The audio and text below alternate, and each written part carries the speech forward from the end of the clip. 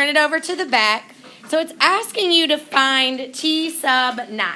What that is asking you to do is to find the 9th term in the sequence. That's why it stands for T. We got to remember a lot of letters when it comes to sequences, but at least they make sense. Okay, so it's asking you for the 9th term. So in order to be able to find the 9th term, you've got to know what the formula is in the first place, right? So you've got to know, right here, ma'am. You've got to know what the formula is, more specifically what the explicit formula is. Now, theoretically, you could, like, what is that? Is this an arithmetic or a geometric, first of all? Are we adding the same number or multiplying the same number? What's happening there? From 22 to 16, how much of a change is that? Somebody put negative 16 minus negative 22 in your calculator.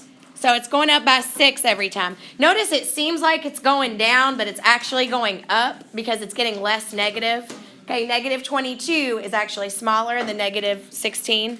Be careful with those negatives. Okay, so it's increasing by 6 every time. Now, if you really wanted to, and on your test, I guess you could do this. If I ask you for the 9th term, you could just keep adding 6, and you could technically do the recursive formula. Bless you. But that seems like that's doing too much to me. I'd rather use the explicit formula. So remember your explicit formula for any arithmetic sequence. A sub n, so for any number in the sequence, you need your first term plus the common difference times n minus 1. I know we know that. So the first term in this case would be negative 22 plus, what's my common difference? 6. And instead of n minus 1, I'm going to replace it because I'm looking for the 9th term. So I'm going to do 9 minus 1, which, yes ma'am, is 8. Exactly. Okay, so we kind of touched on this yesterday, so want to make sure we remember. So 8 times 6, of course, is 48 plus negative 22. Well, what is that, 20, positive 26? Yes. So if I kept continuing that sequence, my 9th term in the sequence would be 26. If I sat there and just kept adding 6 over and over and over again. I want to do an example for you of a geometric one, too, to make sure we remember how to put that exponent in our calculators because it's been a minute. So let's make sure we remember how to do that.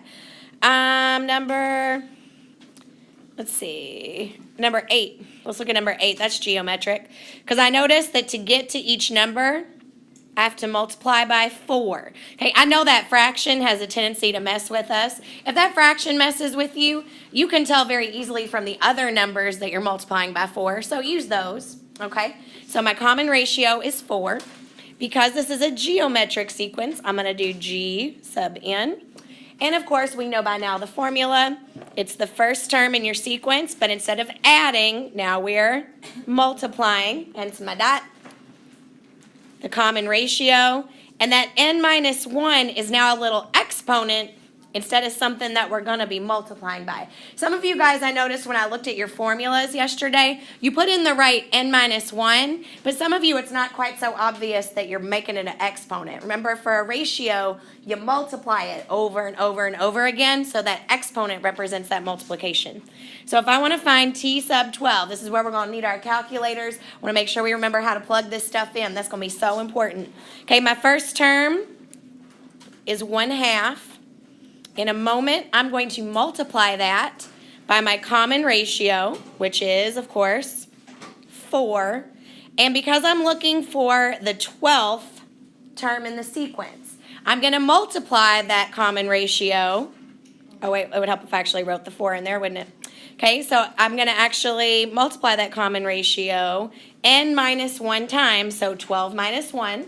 So 11. So let me remind you how to put that into your graphing calculator. So you can literally just do, okay, order, and this is really important too, order of operations.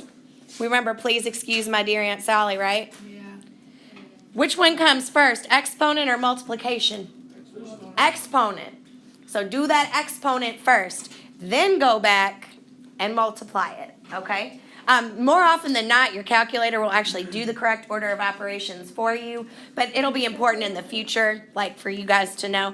So do we all remember what the little button is to get the exponent? So you're literally going to type into your calculator 4 and then that little caret button. Remember, it looks kind of like an arrow. It's underneath the clear button. It's right underneath the clear button on the calculator. So 4 raised to the 11th power. So what did we get if we typed in 4 to the 11th power? It should be a pretty big number. 1 million what? Yeah. I got 494,000. Yep, that's right. 4 to the 11th power. So 4, that little arrow button, to the 11th power. Bless you. And then you're going to multiply that number. How do you put a fraction in your calculator? Make sure we remember that too. So multiply. Parentheses, 1, division button, 2. Close the parentheses. Exactly. So if you put that all in there correctly, you should have gotten the number 2,097,152. This is why, folks, you get to use a calculator on this test. Because that should be a 0. I'm sorry. Because I'm sure not going to expect you to multiply 4 11 times by hand. Okay, but as long as you know how to put it in your calculator, you're all good. Okay, so that's what you're doing for the back side. Some of us are kind of struggling figuring out, and we got to get this figured out by next Friday, whether it's an arithmetic or a geometric sequence. Okay, that's the first thing. I'm going to go ahead and tell you that the fact that this problem, number 9, is flip-flopping. Oh, wait, I'm sorry. That's one I told you not to do because that one's a trick. My bad. Just joking. Okay, so to figure out whether it's an arithmetic or a geometric sequence, okay, it appears that these are decreasing. So to see whether or not they're decreasing by the same amount, what do? If they're decreasing by the same amount, then that's an arithmetic. If you're not positive, do 97 minus 85. You'll see that you get 12. Do 85 minus 73, and you see you get 12 again. If you subtract them, you're getting the same number. So that is why that common difference. Now, so it's 12, but it's not just a 12, it's a negative 12 because it is decreasing. Okay, so it's a negative 12. So now we're going to take the formula, except now instead of trying to find just a generic part of the sequence, we're trying to find the 31st number in the sequence. So instead of trying to find a sub n, which means just any old term in the sequence, okay, so instead of finding a sub n, I want to find the 31st sequence. So that's the 31st number. So you remember you take your a sub 1, which in this case is 97. The rest of the formula is plus the common difference. In this case, my common difference is negative 12. So I'm going to go ahead and instead of a plus d, I'm going to put a minus in there, because it's a negative 12. And then normally I would do n minus 1. I'm going to replace that because I know that the number I'm looking for is the 31st term. So I'm going to do 31 minus 1. And I'm going to multiply it by 30. So I'm going to put into my calculator 97 minus, and I'm going to do 12 times 30, which is 360, then I need to subtract those two numbers. It's going to end up being a negative number because I only have 97, but I'm subtracting 360. So keep that in mind. Don't do 360 minus 97. Do 97 minus 360. It's going to end up being a negative number because you only have 97, but you're subtracting 360. So what was that? Negative 280. Thank you, 63, that's right. So if you just kept there, continue in the sequence 31 times, you would end up eventually with the number negative 263. And use your common sense too. Obviously the sequence is going down. So eventually if you go down 31 times, obviously your answer is going to be a negative number because it's going to keep going down into the negatives. The other one that we've kind of struggled with is right here. So I'm going to do this one too. Whenever you have a number that if it's flipping back and forth, first of all, I promise I won't give you a tricky one on the test. It'll be arithmetic or geometric if I ask you to find the sequence, okay? if I ask you to find the equation. So the fact that it's flip-flopping back and forth between negative and positive tells you that you have to multiply. Because the way you're going to flip-flop it back and forth is by multiplying it by a negative number every time. So what do you multiply times 3 to get 15? Okay, right, well, just the regular 3 to 15 is times 5, right?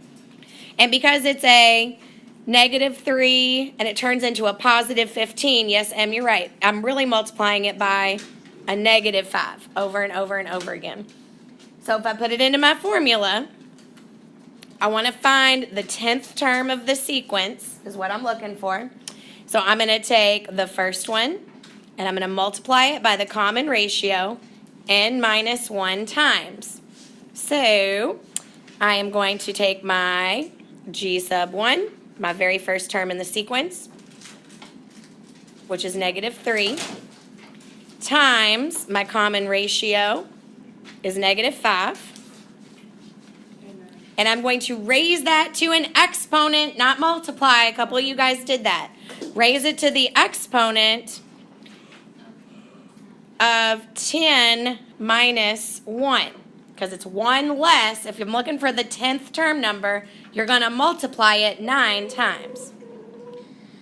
Okay, so your calculator more than likely will do the correct order of operations for you. But just to be on the safe side, what I would do if I were you is I would take, this is also something that you guys need to, this is a calculator trick that actually hasn't come up. I'm glad that we did this problem.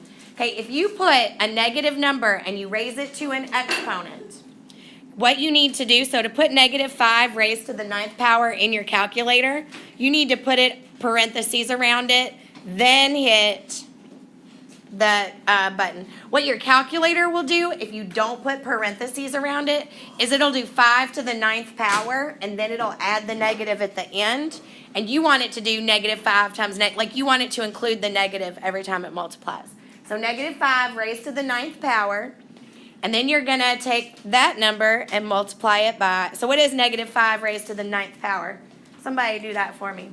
Make sure we got it right. Thank you, ma'am. So if you, with parentheses, so negative 5 raised to the 9th power gives me what? All right, so we've got negative 195, 3, 1, 2, 5. So negative 1,953,125. So then you're going to multiply that by negative 3, which gives you another crazy number. So 5,859,375. Oops. Sorry, that just got really messy. Sorry about that, guys. I'm going to write it over here to the side since I don't have enough room. So 5,859,000. Is that right? Yep. Okay. We'll make some room. You guys are stuck on 14. Now, how come 14 is not arithmetic? Tell me that part first. How do you know? Yeah, because it's like plus 2, then plus 3, so we know it's not arithmetic. That means it has to be geometric, just basically because I told you I'm not going to trick you. So how could you figure out what number you're multiplying by? Yes, ma'am? Yeah. Put 6 divided by 4 in your calculator, and you'll get 1.5. Exactly. So then you'll see that your common ratio is multiplying by 1.5 every time. So if it's tough because it involves decimals and stuff, I understand that. Use your calculator to help you figure out. Obviously, it's not arithmetic because you're not adding the same number over and over again. So then take the second number and divide the first number and figure out what the common ratio is that way.